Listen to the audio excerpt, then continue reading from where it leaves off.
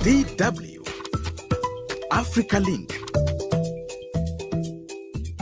In today's episode, I want us to unpack the cracks in Africa's most ambitious regional integration project, the East African Community. The bloc was once seen as a model of unity, economic collaboration, and shared prosperity. Unfortunately, the EAC bloc is now grappling with challenges that threaten its unity and purpose. From political tensions and economic disparities to unresolved border disputes, the dream of a unified East Africa is facing a tough reality check. The implications of these struggles for the region's future are significant. So why is the East African community struggling to stay united? And what does this mean for the region's future? Stay tuned as we explore the roots of these challenges, their impact on the member states, and whether the bloc can overcome them to achieve its lofty goals. My name is Josey Mahachi. Welcome to AfricaLink, the podcast that connects you to the stories that matter from Africa.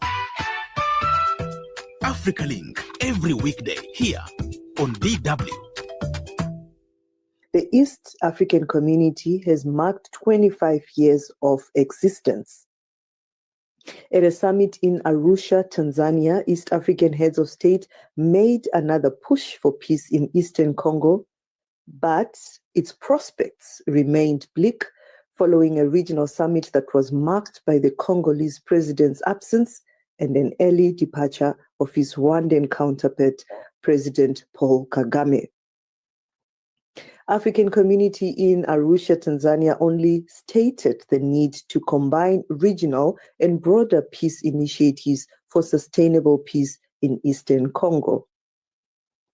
The East African Community EAC is facing persistent tensions and infighting among its member states, Kenya, Tanzania, Uganda, Burundi, Rwanda, South Sudan, the Democratic Republic of the Congo DRC, and Somalia.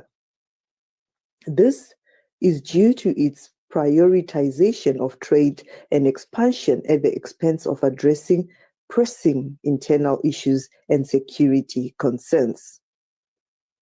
This misstep could undermine the organization's efforts towards regional integration and potentially threaten the stability of the bloc, calling into question its very existence.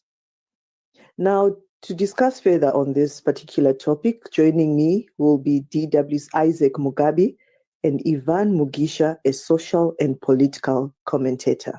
All right, thank you so much for joining us today here on DW AfricaLink podcast. Ivan Mugisha, you are a social and political commentator. Just to hear from you as someone who's been following this story, the East African Community, to begin with, how would you describe the current status of relations among the member states? Thank you very much, Josie. The current situation within EAC member states is not as good as they would want it to be. We have this long-running issue between Rwanda and the DRC. We've had turmoil between Rwanda and Uganda, and we also have issues, although they're not as difficult, between Uganda and Kenya. Trade issues. Sometimes President Museveni's son promising to attack Kenya at one point. So I believe that the problems within the East African community have been there for longer than they should have been, and I don't know. I don't understand why the leaders are not capable of solving these issues. It's been long running, and there's so many ESA meetings. There's so many dialogues between foreign affairs ministers, trade ministers. They issue press releases that are supposed to look positive, but what is on the ground doesn't really look like an ESA that we imagined, where by now we should be having a federation, something like a common currency. All these things were dreams of the ESA, but none of them have been realized because countries and the leaders prefer to always be in conflict. So at the current situation, I could say that the EAC is in a very, very, very bad shape. The original Absolutely. East African community collapsed in 1977, right, due to ideological differences between leaders of Kenya, Tanzania, and Uganda at the time. Can we say that there still exists differences within the regional bloc? Yes, Josey. There's a couple of differences even in the way the leadership prefers to lead their nations. For example, Uganda and Rwanda have had the longest serving presidents. Museveni has been there since 1986. Has been the president since 1986. President Paul Kagame has been there since 2000, and he was the de facto leader of Rwanda since 1994 after the 1994 genocide of the Tutsi. While in Kenya, Burundi, and Tanzania, they have shifted power from several people. They have voted in different leaders at several stages. So there's this strongman element between that is exhibited by Rwanda and Uganda, where their leaders are super strong individuals. There is questions about the democratic movement, the stage of democracy in those two countries. Even in Burundi, there is definitely issues to do with democracy, but they have had a shift of leadership, which shows you that the way these countries, their ideologies are not as common as let's say in Europe, when they were forming the EU. Most countries that were pro-democracy easily joined the EU bloc, while the Eastern bloc countries like Russia and the Soviet Union bloc did not easily join the EU. And up to now, you can see that there is a war going on where Russia is trying to prevent Ukraine from joining the EU because of differences in ideology. In East Africa, we joined the bloc because the whole of the East African community joined the bloc because they were thinking that maybe this can usher in, we can look into our commonalities and not differences, but that has failed. Our differences have instead been more prevalent, and they have led to a weaker EAC. They have led to more conflict, as you can see, between Rwanda and DRC, as you can see between Rwanda and Burundi. So yes, their ideologies are absolutely different, and these have manifested even after the formation of EAC, even when it came back after its collapse. It's still the same issues. Many experts will tell you right now that the future of the EAC is on the brink. Where the Democratic Republic of Congo was brought into the EAC community, they didn't really the people who led it into the EAC didn't give it enough time or enough obligations to first organize its back house. First organize yourself, put this in order before you join the EAC. The same goes to South Sudan. The EAC is now a bloc of countries that are in conflict, even when they joined when they were still in conflict, and that has also led to more conflict within the region. So I think its state is in shambles. It's a pity, more conflict instead of, unity. You tend to gain more if you are actually united and boosting inter-regional trade to create jobs and transform economies. But now with closed borders on between Rwanda and Burundi and DRC, Uganda and DRC, and tension simmers on the Horn of Africa, and expected future member, Isaac Mugabe, you are also from East Africa. Where do you see this panning out? Just like Ivan has been explaining to begin with, the situation within the East African community remains unpredictable. You have a bunch of countries wanting to unite, but with different plans, with different agenda, with different internal, if I may say, internal issues, first of all, to deal with. I was surprised that the chairperson himself, the president of DRC, who was supposed to be there, decided not to come, and he didn't give reasons as to why he was absent. Of course, we know he's dealing with so many internal wrangles, the insecurity in the Eastern Congo. But at least you can write and say, I won't be able to attend because of issues to deal with. You do remember Sadak when the chairperson of himself, I think, was from Zimbabwe, who did travel to Zambia. There's a deep mistrust that I see. If you ask me how it will pan out, that things can be worked out, amicably, But I think it's time for the leaders in East Africa, if need be, to look for an external mediator, maybe beyond even the borders of Africa, someone that they can trust, who can sit in the middle, let's say outside the African continent, to tell them, hey, guys, look, you need to sort out yourselves. You need to put your house in order, because you're working, at the end of the day, you're working for the people. It's not them. So the big elephant in the room, like Ivan was saying, is still an issue to deal with. Right. But Isaac, is there anything to celebrate about the 25 years of the East African Federation, in your opinion?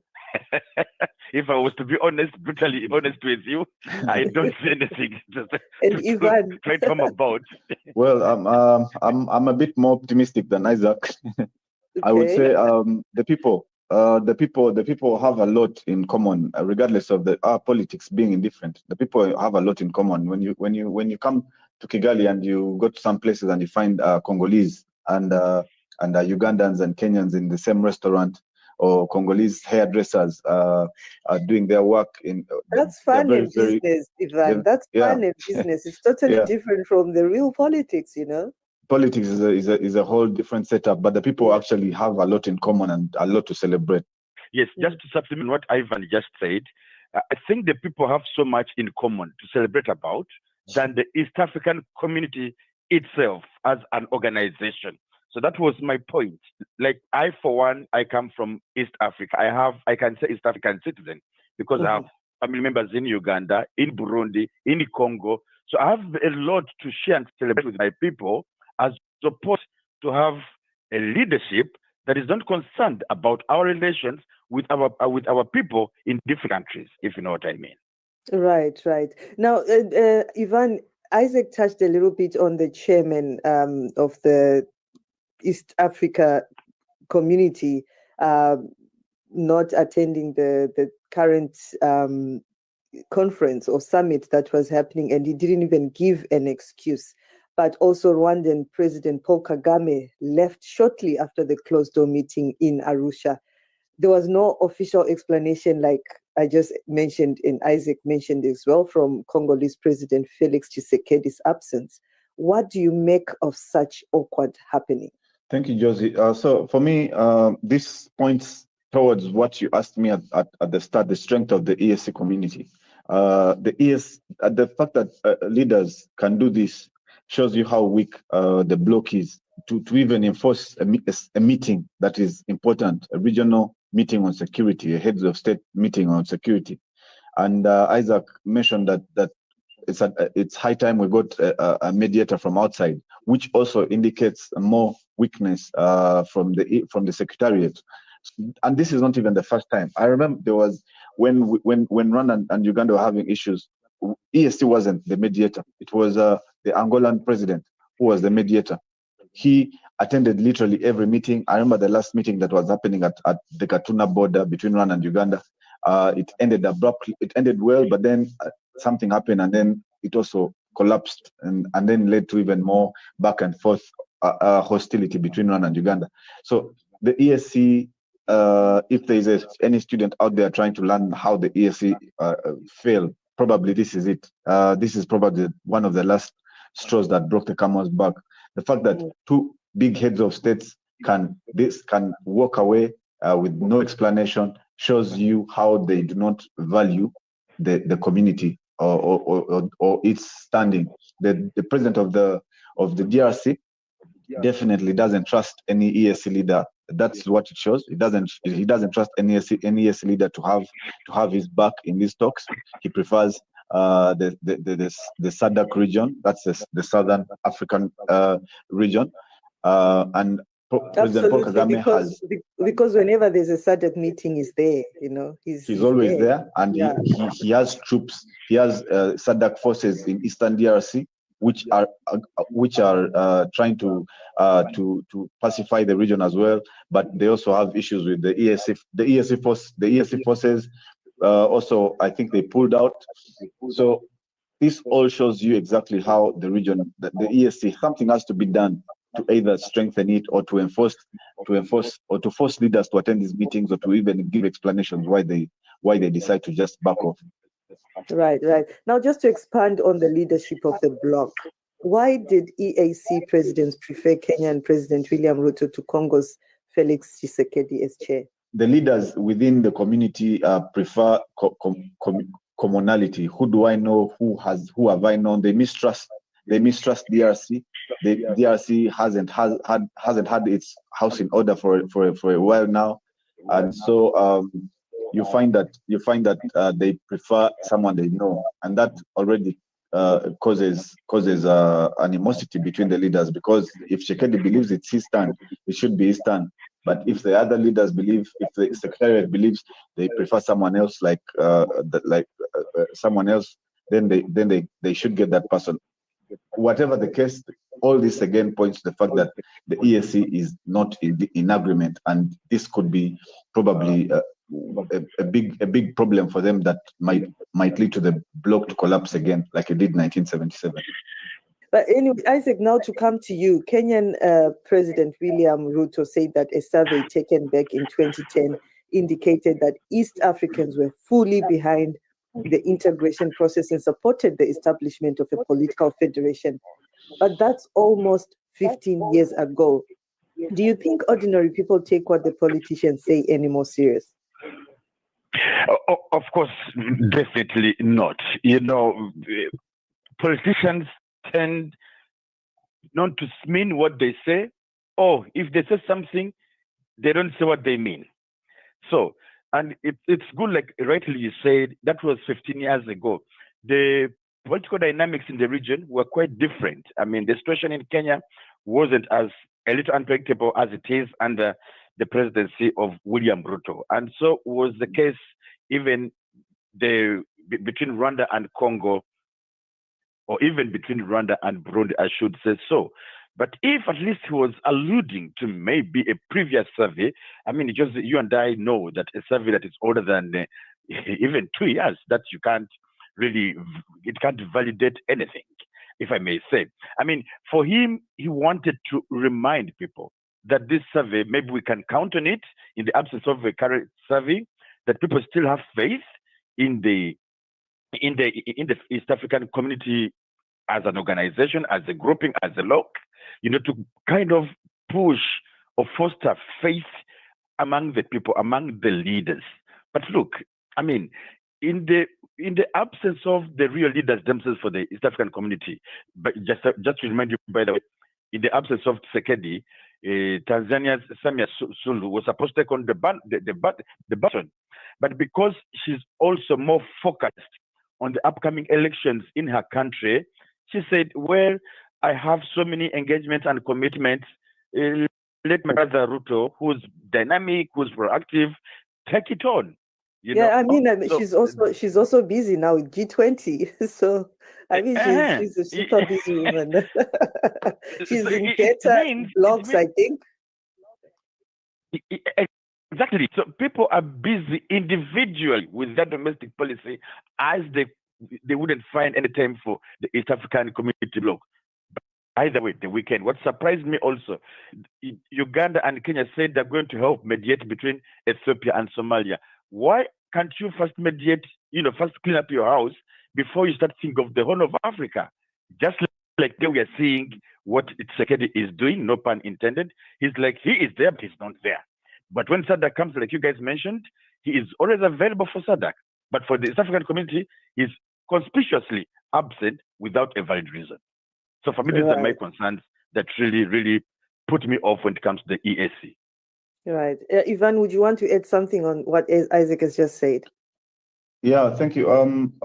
He touched on the point of why the EAC was formed in the first place, and I just remembered reading a report recently that said that intra EAC trade was at 15% of total EAC trade, and that was a very, very big blight, because one of the reasons that the EAC was formed is to encourage trade within the EAC communities, so that they can uplift the livelihoods of the people. And trade, there's still non-tariff barriers everywhere you go. On the main roads, trucks are still having issues to do with non-tariff barriers. Air travel is still the most expensive in I think in Africa, be within the EAC. If you're to buy a ticket going from Rwanda to Kenya or from Uganda to Rwanda, you'd pay a lot of money compared to going to Dubai, for example. So you can imagine all these things that the EAC has failed to implement over 50 years shows you that there is lack of political will. People are just in political positions for their own benefit, but not for the benefit of the people. And the people, some of them are saying this, others are probably not saying this because they don't have enough democratic processes to allow them to say this in their countries. But the leaders in EAC are totally failing their people. Right. Oh, what an interesting issue happening in EAC, East African Community. But violence has re-emerged in one of the world's most protracted conflicts, that's in Eastern Congo, where Congo's government accused the Rwanda-backed M23 rebel group of, in court, ethnic cleansing in mineral-rich areas close to Rwanda's border. Ivan, where do you see this ending? It's like asking me where do I see the Israel-Gaza war ending. I don't see an end to this in the near future, unfortunately, and that's sad. That's very sad because there is someone who said that many leaders are gaining from this. I think one of I forget his name, but one of the soldiers from Uganda when he was departing from when the troops were leaving Eastern DRC said this is a war that many people enjoy watching because they gain from it. There's too many minerals in DRC, in Eastern DRC. Everyone is gaining from it. There's UN forces that have been there for more than 20 years, and the situation is the same. And they keep renewing the mandate of the MONUSCO, the UN force that is in Eastern DRC to keep the peace. And you wonder, thousands of people die. Millions of people have been displaced. The camps in Rwanda, of people fleeing from Eastern DRC to Rwanda are overflowing as we speak. And you wonder whether the leaders, whether that person wasn't right when he said that so many entities are gaining from this war and nobody wants it to really end. There's too many minerals in there. It's been probably kept underdeveloped for a reason. All these are worthy things to think about when we're talking about the Eastern DRC. Who really wants it to? Who really wants to pacify the Eastern Congo? Is there anybody? And what is their game plan? Is it the UN? Is it the EAC? Is it SADC? Is it the multinational corporations that are mining minerals from that area? Is it the rebel forces? Is it M23? Is it any of those? And unfortunately, it's none of them, as from what we see on the ground. DW's Isaac Mugabe and Ivan Mugisha, a social and political commentator. Many thanks for joining us. At the AfricaLink podcast, we always look across the continent to see how the stories and issues we are dealing with play out or at times even overlap. The Economic Community of West African States, or ECOWAS, was originally set up to ensure the economic growth and stability of the sub-region. But with some members leaving the bloc, is it slowly disintegrating? ECOWAS has been facing turmoil following the recent exits of Niger, Burkina Faso, and Mali from the bloc. The three countries, which are all currently under military rule, formed a new security alliance last September known as the Alliance of Sahel States after cutting their ties with ECOWAS. Take a listen to all you need to know about ECOWAS since its formation. The Economic Community of West African States, ECOWAS, is a bloc of 15 countries in West Africa. It's called CEDEAO in French and Portuguese, and around 400 million people live in the ECOWAS region. Established on May 28, 1975 with the signing of the Treaty of Lagos, the bloc aims to promote self-sufficiency for its members by facilitating the free movement of people and goods. Plus, ECOWAS serves as a peacekeeping force in the region. During times of political instability and unrest, member states send joint military forces to intervene. In 1990, ECOWAS deployed a peacekeeping force in Monrovia to end the violent civil war in Liberia. At the same time, ECOWAS forces entered Sierra Leone to stop the Liberian civil war from spreading. In January 2017, troops from ECOWAS entered the Gambia after longtime President Yahya Jammeh refused to step down following his loss in the 2016 presidential election to Adama Barrow. But the most potent tool in the ECOWAS arsenal is its ability to suspend member states. Mali, Guinea, Burkina Faso, and now Niger have all been suspended following coups. That's it for this edition of AfricaLink. Remember, you are not just a listener, but a part of our community, and your engagement can shape the direction of our discussions. We value your insights and encourage you to share your thoughts with us. Remember to follow so you can catch all of the AfricaLink podcast episodes. This podcast was co-produced and edited by Isaac Mugabe. My name is Josey Mahachi. Thanks for listening. Until next time, it's bye for now. DW News.